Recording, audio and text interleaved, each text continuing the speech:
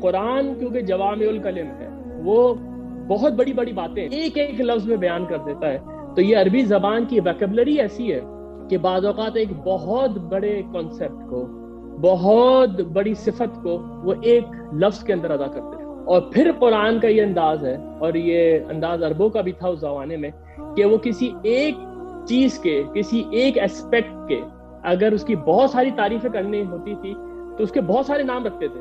چاند کے بہت سارے نام، بدر بھی ہے، ہلال بھی ہے، گھوڑے کے بہت سارے نام۔ اسی طریقے سے آپ یہ دیکھیں گے کہ قرآن نے خود اپنے لیے بہت سارے نام استعمال کیے۔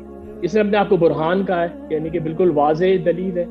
اس نے اپنے آپ کو فرقان کہا ہے، یعنی حق اور باطل کے درمیان یہ تمیز کرنے والی ہے۔ اس نے اپنے آپ کو حکیم کہا ہے، یعنی اس کے اندر بہت حکمتیں ہیں، یہ بہت وزڈم سے بھرا ہوا قرآن ہے۔ اس نے اپنے آپ کو الکتاب کہا ہے، یعنی اس کے اندر لاز ہیں۔ اس نے اپنے آپ کو ذکر کہا ہے، یعنی کہ یہ ریمائنڈر ہے، اگر کوئی بھول گیا کہ اس نے مرنا ہے اور اللہ کے سامنے پیشی دینی ہے تو یہ ریمائنڈر ہے اس کے لیے۔